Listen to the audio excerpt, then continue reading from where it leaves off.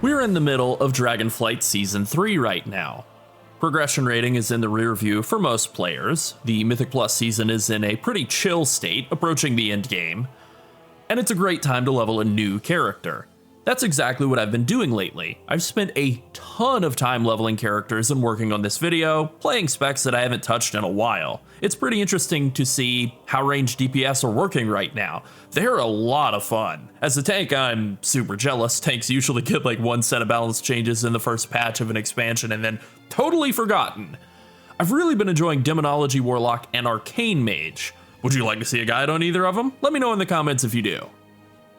Before I jump into this, I've divided this video into chapters so you can skip around to the important parts. Maybe you're just leveling to 50 to unlock Heritage Armor. Maybe you only need to level from 60 to 70. You got an old alt or something like that. Either way, we've got you covered. Alright, let's get into it. And we'll start with some basic tips for leveling. The levels at which you unlock mount speed upgrades are 10 for slow ground mount riding, 20 for fast ground mount riding, 30 for slow flying, and 40 for fast flying. Now the big change that's happened in Dragonflight is that this is all learned automatically. You don't have to go back to Stormwind or Orgrimmar to learn how to fly. You just get it as soon as you roll over to 30. Going to the Dragon Isles at level 60 will automatically unlock dragon riding as well. This was a huge quality of life improvement that I think flew under the radar for a lot of players, including myself. It was a real delight to realize that this stuff is all automatic now. Next is War Mode. War Mode unlocks at level 20 and it turns on world PvP. It requires going back to Stormwind or Orgrimmar to turn on, but it can be turned off at any inn in the world. War Mode grants a 10% XP buff and War Mode talents, which can add a lot of damage or useful utility depending on what spec you're playing. War Mode starts out with one talent, and then you learn a second at 30 and a third at level 40.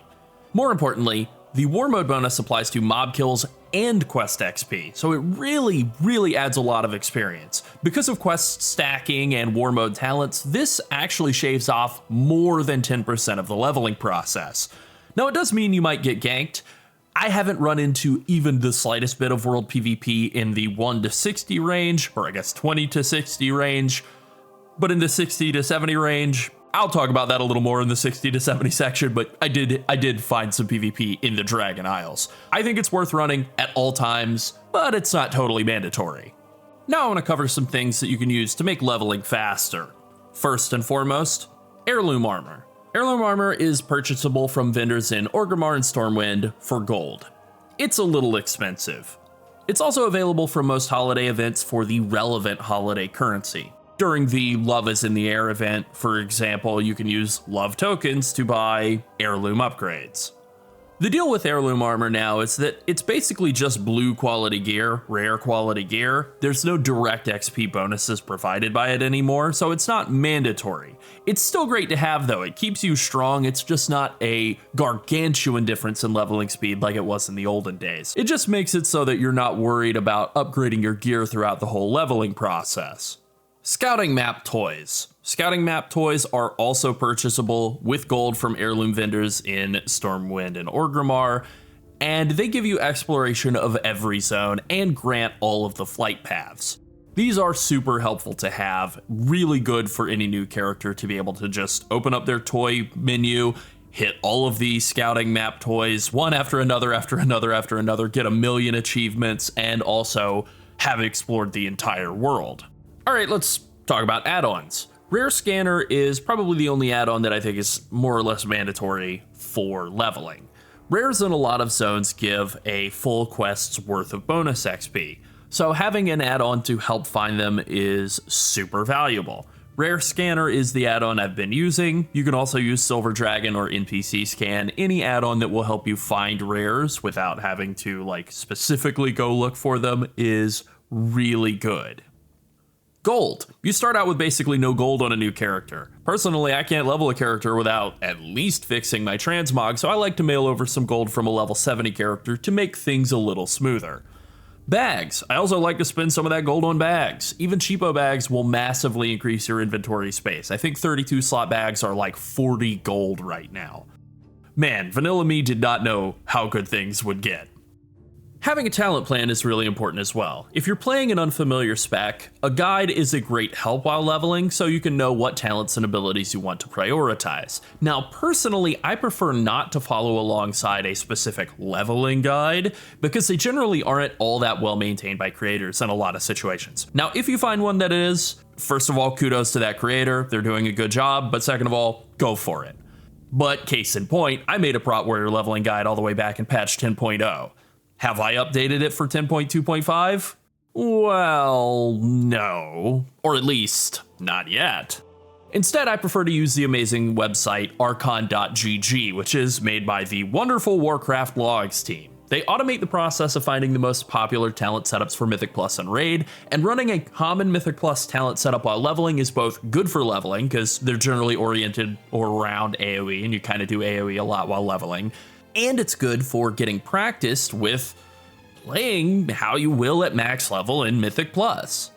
I will sort of make some modifications to a spec to pick up more movement speed talents, and I don't feel like you need every possible defensive or crowd control talent while leveling. Alright, this next one is kind of a big one. It's the Draft of 10 Lands. It's available from Provisioner Mukra in Zuldazar or Provisioner Stoutforge in Borealis. It requires Battle for Azeroth currency, and it grants 10% increased XP, but it stops at level 49. This is a really good use of currency if you played during Battle for Azeroth and still have some left over. Otherwise, I don't think it's worth the effort at all. And finally, let's talk about consumables. Gun shoes, I think, are the main one. They are a huge movement speed boost on a 3-minute cooldown. This makes them great for cutting down travel time before you've learned to fly at level 30. You can buy them on the auction house or get a Legion engineer to craft them. They're pretty cheap to just buy, and they're usable at any level. Now, I specifically didn't use them in any of my leveling routes just to kind of compare the worst case scenario, but there are absolutely a ton of spots where they would have saved me several minutes. A good time saving for a 50, a couple hundred gold maybe. They're definitely worth the trade-off if you're trying to go as fast as you can. As for other consumables, I don't think they're as important.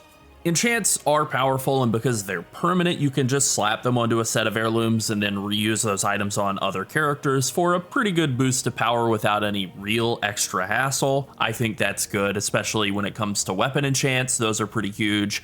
The only problem is that Dragonflight enchants require level 60, so I probably wouldn't bother with them prior to that point. Movement speed enchants from Dragonflight gear, homebound speed and speed to bracers, those are pretty good though. I am a big fan of speed.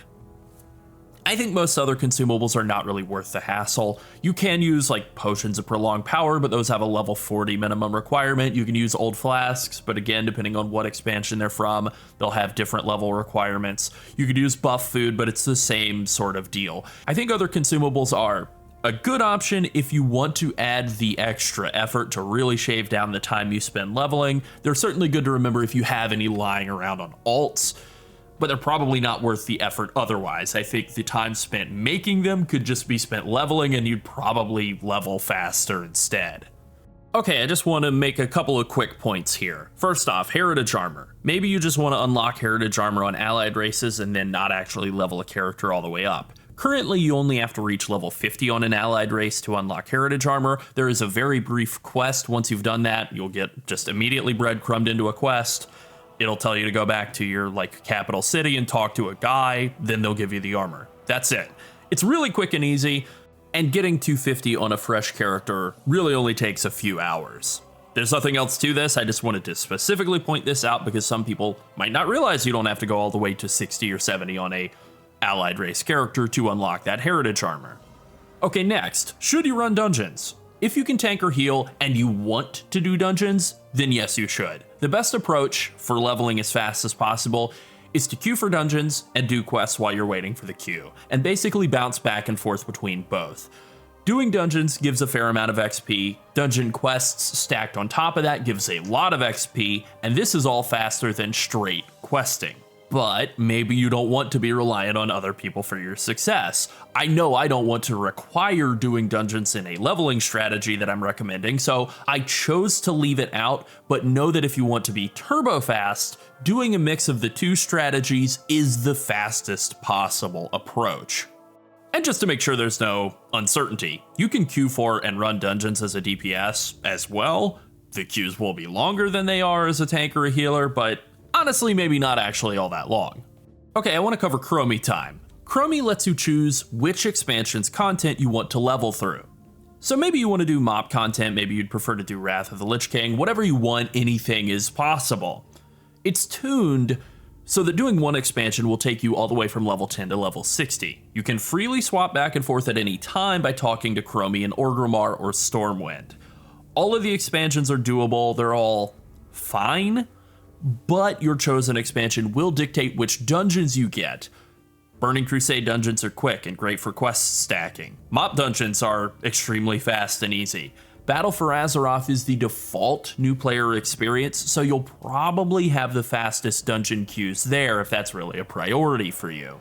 Warlords of Draenor is the fastest expansion to level in, so there probably will be like-minded fast leveling people in the Warlords of Draenor dungeon queue. Now let's talk about my preferred leveling route.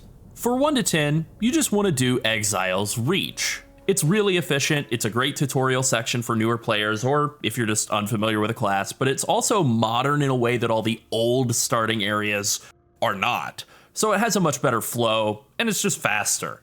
Allied races start at level 10, Death Knights and Demon Hunters start at level 8 for some reason, and Evokers start at level 58. Demon Hunters, Death Knights, and Evokers all have an opening scenario they have to complete before they're able to interact with the world at large. There is one exception here, and that's Allied Race Death Knights, which just have a conversation with Bolvar, but they start at level 10. Before you move on, set your Hearthstone to Orgrimmar if you're Horde, or Stormwind if you're playing Alliance. Then set your Chromie Time to Legion and talk to Holgar Stormax if you're Horde, or Recruiter Lee as Alliance. This is unrelated, but man, Horde NPCs have so much better names. Apologies to anyone named Lee, I guess. No apologies necessary to anyone named Holgar Stormax. Instead of completing the quest, select the second option from that NPC that will let you skip right to Dalaran. This will unlock your Dalaran Hearthstone, which gives a quick teleport back to Orgrimmar or Stormwind just by using the Hearthstone, then taking the portal. All this quest line only takes about 60 to 90 seconds, so it's absolutely worth the time. The Dalaran and Garrison Hearthstones were converted to toys in Dragonflight, but you still need to do the intro quest lines in order to be able to use them. So once you have the Dalaran Hearthstone, take that portal back to Orgrimmar or Stormwind. Okay, now I'm going to talk about how to level from 10 to 60 quickly.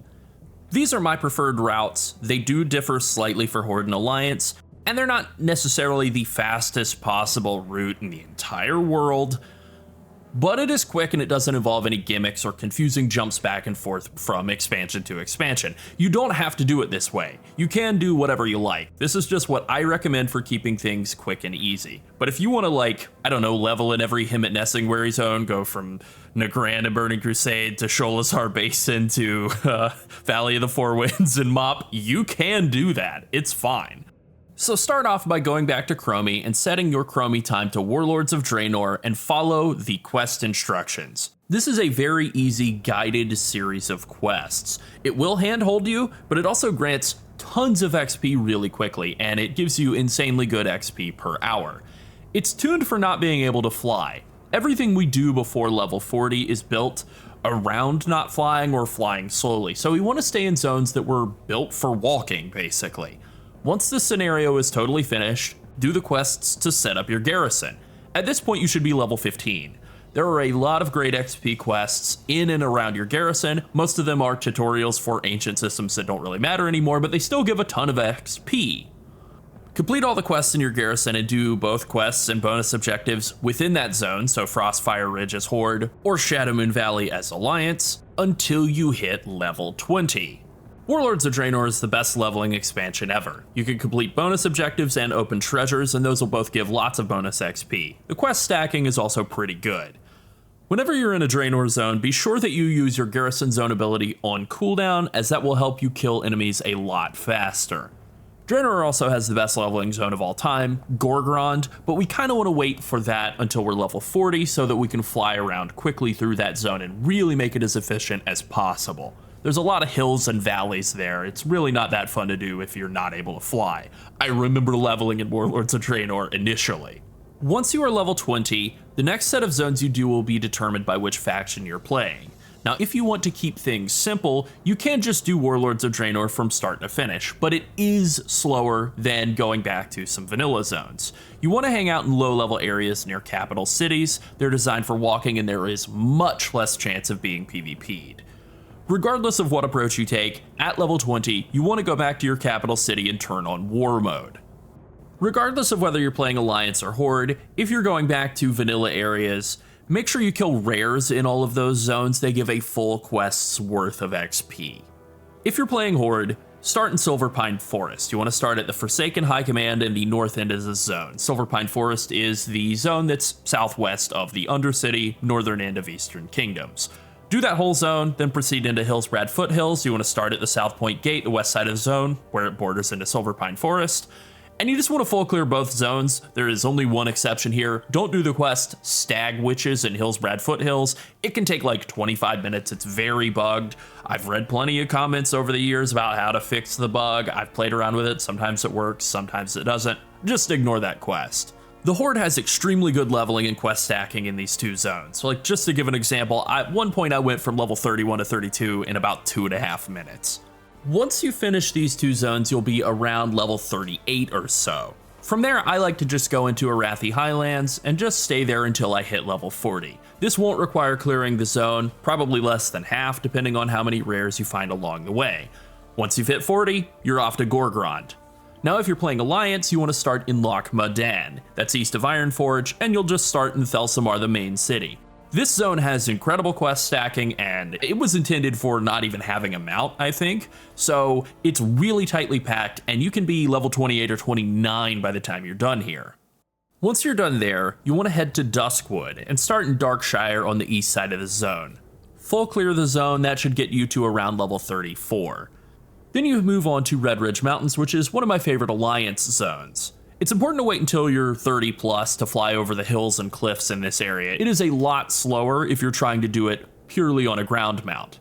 You want to start at Three Corners on the southwest side of the zone, the border to Duskwood and Elwyn Forest. You can leave immediately upon hitting level 40 or keep going until you're done with the zone. I actually prefer to stay because it is a really good zone, and that kind of saves you a little time at the end of the Warlords of Draenor section. Now I want to make a special note of Westfall. I like Westfall. I think it has a really good storyline. It's one of my favorite zones. It has a special place in my heart. It's not very fast. It sends you running all over the zone for long periods of time when you're moving very slowly. So it is a really inefficient zone. And if you're worried about speed, I wouldn't do it. I did do it again to test and make sure that it kind of stinks. And unfortunately, it's not very efficient. I like it though. Still a fun zone, just not fast. Once you are done with old world content, it's time to head back to Draenor and enter the best leveling zone ever, Gorgrond. Once you've done the initial couple of quests and it's time to build your garrison outpost, if you're playing Horde, you want to build the Fight Club. If you're Alliance, you want to build the Sparring Ring. You want to use your garrison skill and kill enemies. This will give you quest items for the first time you've killed each type of enemy in the zone. There are 11 different proof of strength quest items that you can get, and these are all just free XP. There's also an achievement called Gorgrond Monster Hunter. Getting the achievement really isn't important, but there are 8 different rares that you kill for that achievement that all drop an item called a Trophy of Glory, and each of those can also be handed in for a full quest's worth of XP, just for killing one guy. These mobs include like Charl Doomwing, Biolant, Erosian, a lot of named rares, some of which can be kind of dangerous, I have to admit. So you don't have to kill all of them, but if you're on a class that is comfortable soloing an elite, you should do so. Once you have finished all of the quests in the zone except for Strike While the Iron is Hot, it's time to leave. This is the zone's final quest, and it is extremely slow and not worth doing. Okay, so Gorgrond is good, but it's not 20 levels good, so when you finish up with the zone, you should be around level 55. At this point, head south into Talador. Fly slightly southeast from Gorgrond into your faction's main base camp in the zone. That's Vol'jin's Pride as Horde or Fort Rin as Alliance. You want to construct the Arsenal as Horde or the Artillery Tower as Alliance. This will grant you the Artillery Strike skill that deals just a bunch of AoE damage. Go do all the bonus objectives in the zone and use that garrison ability to help kill enemies. This should get you around level 56 or 57. Now Talador has good bonus objectives, but the quests kinda suck, so we want to immediately jump into Spires of Iraq and do the same basic thing there as well. Complete the opening quest line, and be sure to learn archaeology from Rashad, because there are some archaeology treasures around the zone that will give a little bit of extra XP. Continue the quest line until you're able to construct a garrison outpost, build the tavern as Horde or the brewery as Alliance. Again, complete all the bonus objectives in the zone, and look around the tavern or brewery for wanted quests that will send you out to kill big elite mobs for a lot of bonus XP. There is an objective in the northeast part of the zone called the Howling Crag. It sometimes won't show up on your map. It is a bit long, so I would save it until last because there's a chance you won't wind up needing it. And doing all of this should get you to level 60. If it doesn't, you can complete a few more quest lines in Spires of Iraq, and you'll be there. I would start with Admiral Taylor's Garrison. That questline is pretty good. You'll probably be 60 before you finish the whole thing. If for some reason you finish all the quests in Spires of Iraq and you're still not 60, I don't know what you did, but go to Nagrand and do the same basic thing. Set up your garrison outpost, do the bonus objectives in that zone. You will definitely be 60 by that point. As soon as you have hit 60, you'll get a quest and an item that will teleport you back to Orgrimmar or Stormwind. Use it and drop all of the Draenor quests you had left over because you're off to the Dragon Isles. Once you've made it to the Dragon Isles, you'll need to complete a quick opening quest line, then you'll be able to level freely throughout the Isles. You'll have access to all 4 zones from the start, and there are some breadcrumb quests that can lead you into each of them. You also have the option of doing world quests in each zone, and they are generally quicker, more rewarding versions of the regular quests that they're based on, so I'm a huge fan of doing all the world quests I can while leveling. Leveling in Dragonflight is fairly similar to how players leveled early on in the expansion, but it is substantially faster now due to Dream Surges. Dream Surges were added in patch 10.1.7.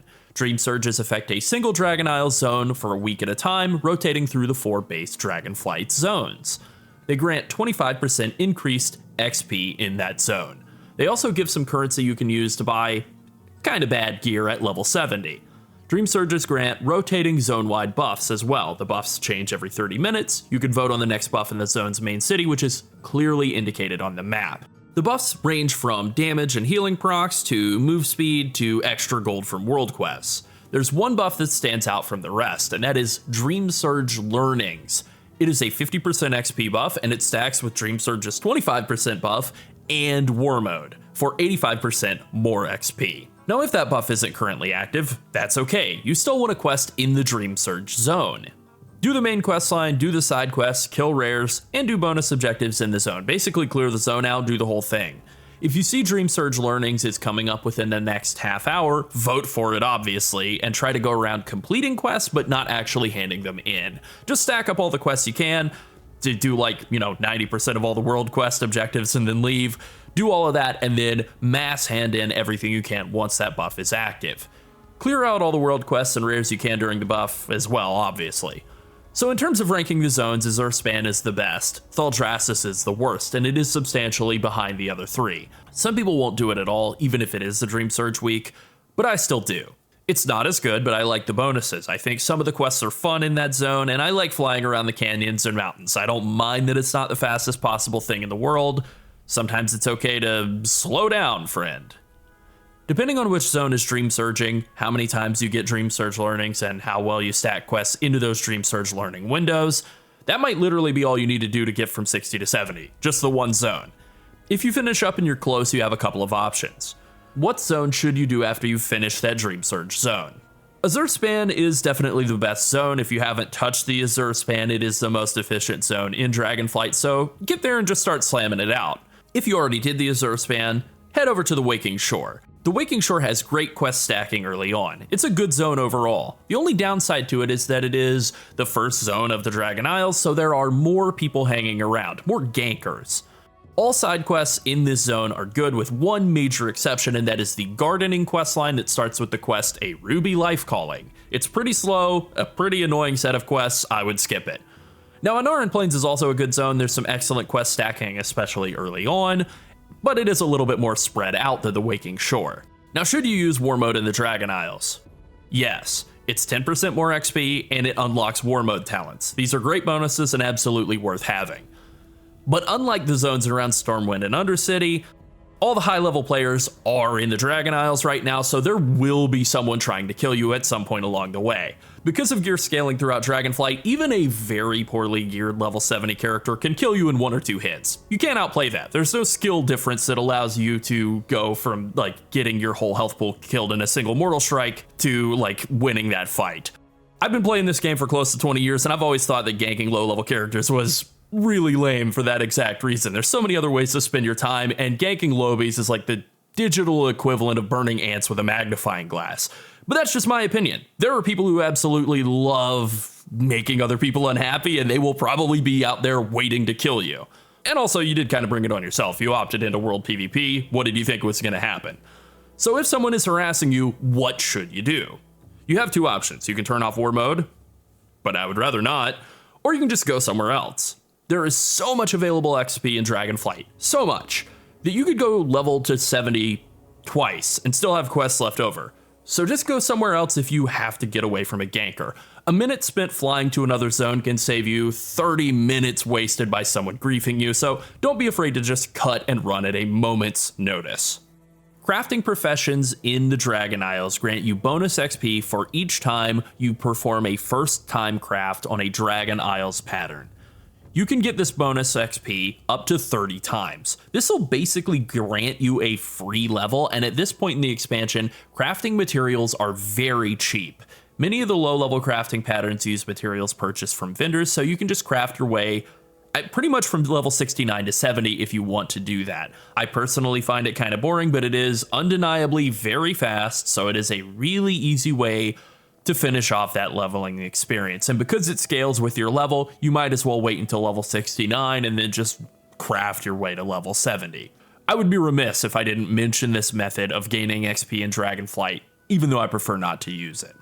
And there is finally one more leveling method I want to mention: Timewalking.